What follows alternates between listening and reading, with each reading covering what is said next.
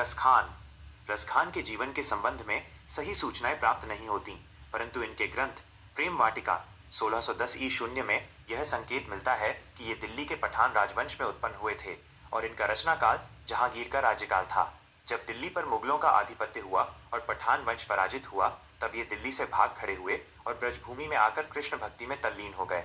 इनकी रचना से पता चलता है कि वैष्णव धर्म के बड़े गहन संस्कार इनमें थे। ये भी अनुमान किया जाता है कि ये पहले रसिक प्रेमी रहे होंगे, बाद में अलौकिक प्रेम की ओर आकृष्ट होकर भक्त हो गए। 252 वैष्णवन की वार्ता से ये पता चलता है कि गोस्वामी विट्ठलनाथ ने इन्हें पुष्टि मार्ग में दीक्षा दी। इनके दो ग्रंथ मिलते हैं, माइनस प्रेम वाटिका और सुजान रसखान। प्रेम वाटिका में प्रेम निरूपण संबंधी रचनाएं हैं और सुजान रसखान में कृष्ण की भक्ति संबंधी रचनाएं। रसखान ने कृष्ण का लीलागान पदों में नहीं, सवैयों में किया है। रसखान सवैया छंद में सिद्ध थे। जितने सरस सहज प्रवाह में सवैये रसखान के हैं, उतने शायद ही किसी अन्य हिंदी कवि के हों। रसखान का कोई सवैया ऐसा नहीं मिलता जो उच्च स्तर का न हो। उनके सवैयों की मार्मिकता का आधार दृश्यों और बाह्यांतर स्थितियों की योजना में है।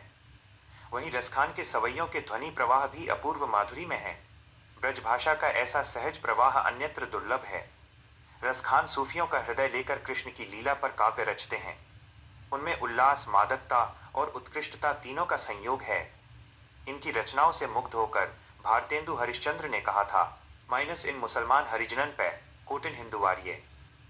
संप्रदाय मुक्त कृष्ण भक्त कवि रसखान हिंदी के लोकप्रिय जातीय कवि हैं।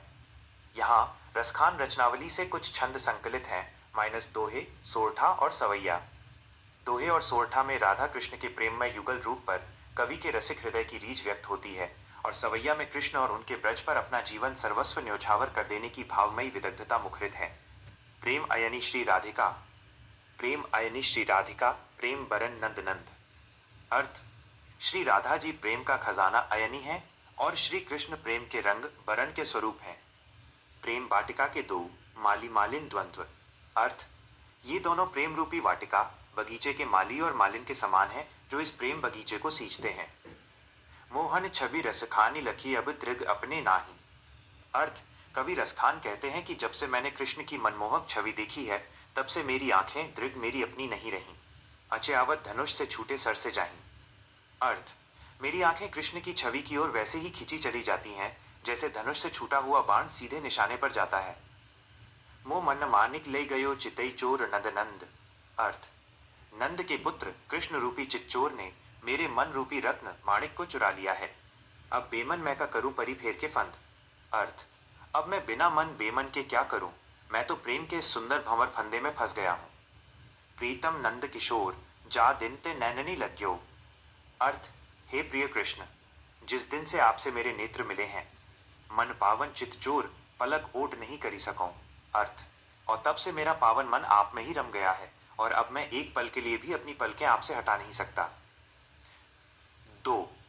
करील के कुंजन ऊपर वारों या लकुटी अरु कामरिया पर राज तिहुपुर की तजी डारों। अर्थ, कृष्ण की उस लाठी, लकुटी और छोटे कंबल कामरिया के बदले मैं तीनों लोगों तिहुपुर का राज्य त्यागने को तैयार हूं। आठों सिद्धि नवो निधि को सुख नंद की गाय चराई बिसारों। अर्थ, नंद बाबा की गायों को चराने से मिलने वाले सुख के लिए मैं 8 सिद्धियों और 9 निधियों के सुख को भी भुला सकता हूँ। रसखानी कबों इन आँखिन 100 ब्रज के बनबाग तड़ाग निहारों।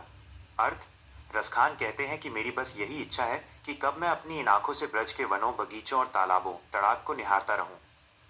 कोटिरौ कलधौत के धाम करील के कुंजन ऊपर वारों। अर्थ, ब्रज की इन कंटीली झाड़ियों, करील के कुंजन के सुख पर मैं सोने के करोड़ों महलों, कलधौत के धाम को न्योछावर वारों करता हूँ।